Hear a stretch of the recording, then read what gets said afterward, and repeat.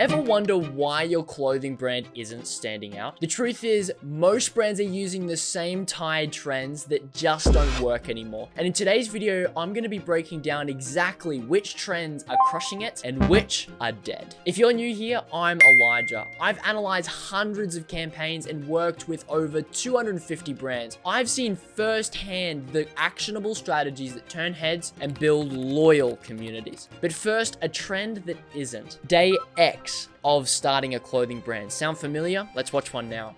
Alright, so this is day one of me starting up a clothing brand.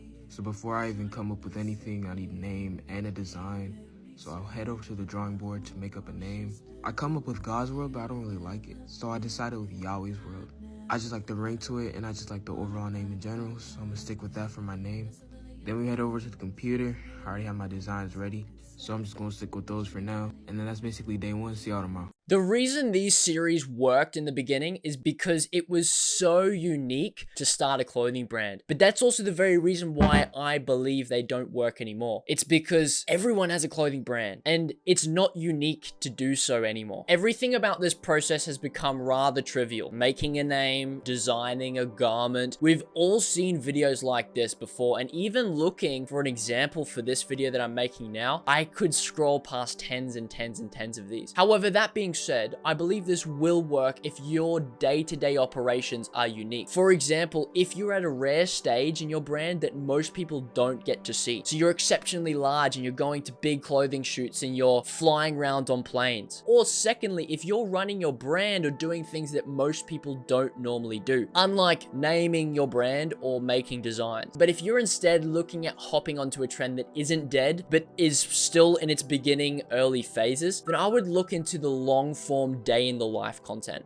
This is the YouTube channel of Bruno Casanovas, who is one of the co-founders of Nude Project. And he creates this series dedicated to showing you and documenting the journey of creating this clothing brand. Each of these videos are anywhere between 10 and 20 minutes long, and they give you a really raw, fairly uncut perspective into the day-to-day operations of how Bruno is running the clothing brand. It's fairly similar to the short form day X of starting a clothing brand trend, but the long form brings something fresh to it, and it means it can be more raw. And a few points on that. What you may notice is that YouTube views are much more engaged than TikTok or Instagram views. That is that 1,000 views on a long form video is worth a lot more than 1,000 TikTok views. There's one of the benefits. Another benefit is you get to build real relational equity with your customers. You could create a video leading up to every single release that's simply documenting the process of you creating that product. You're going to have organic views that come from the long form YouTube that end up buying. You're also going to have a place to direct short form viewers to turn them into loyal customers and engage them in a really deep way. Overall, you get to build a lot of trust between the brand and the customers. So I think the long form documentation is a trend that's here to stay, at least for now. So if you want to start your own YouTube series like this, here are a few tips. Number one, buy a dedicated hard drive where you're going to store anything. 2, film and record absolutely everything. 3, as you go, sort your files by date. And 4, either hand that footage off to an editor to create raw storytelling videos, or save it for later if you can't afford that editor right now. I would not suggest you chase this trend if you can't get a team to help manage the process because of how time intensive this is. Now, another marketing trend I've seen popping up is these melodramatic drop films. You'll know what I mean when you have a look at this one from Sweats Collective.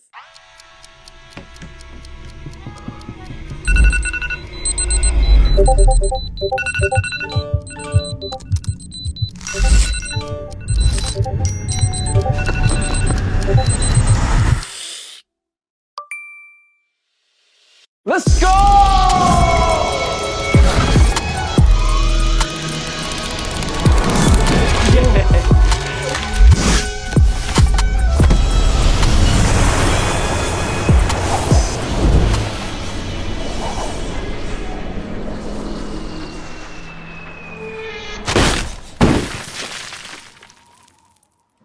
Yo. What up, my man? Let me see the cappuccino. Sorry, bro. It's on us today. Thanks, bro. Tag us. Girl, is this a new cozy set? This looks crazy, man. Thanks, Mr. Alex. Yo, so sick, man, so sick. Tell me, what are you wearing today? So did you have a vision going into this? How does it always do you look?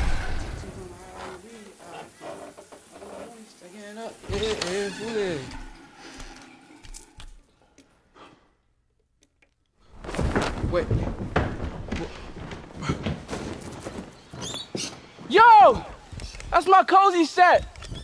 Hey, he looks fly as fuck. Did you fill this report out first, please? Yeah.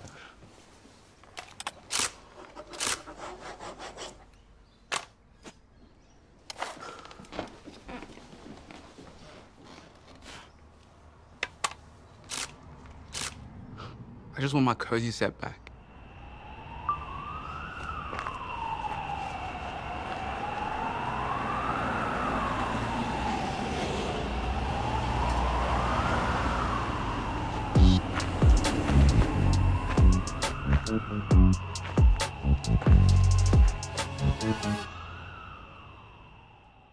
So with these, the storytelling is so on point. It is absolutely incredible, and I think the audience really gets into it. They love it. But I'm going to surprise you with this one. I believe this is a trend that's due to die, and let me tell you why. I call them melodramatic drop films because the story or concept is always the same. Something to do with, we are the most desired clothing brand. They are usually surrounding the idea of drop day, things selling out, people stealing the products, or being noticed when you wear it. And the truth is that this story becomes repetitive even if you show it in 1,000 different ways. Plus, there's only so many times that a clothing brand can use this story from drop to drop. It's not a repeatable format. And for this reason, I suggest a content trend called the lifestyle short films. This is one that I truly believe is here to stay. Let me show you what they look like.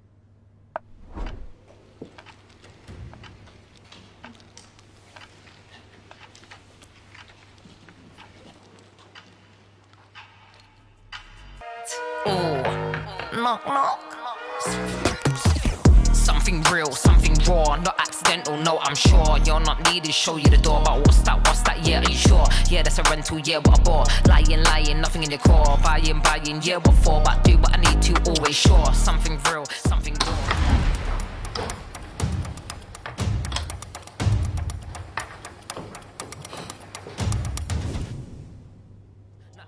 No, I'm sure you're not needed, show you the door. What's that, yeah, are you sure? Yeah, that's a rental, yeah, what a bore.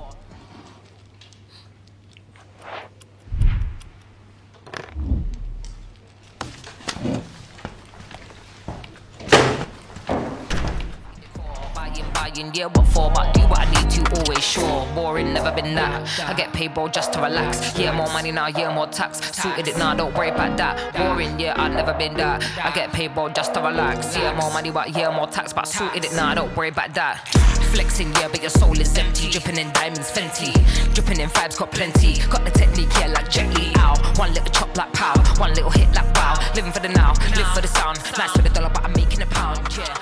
Worry about that. No, don't worry about that. The Queen's Gambit or the Londoners.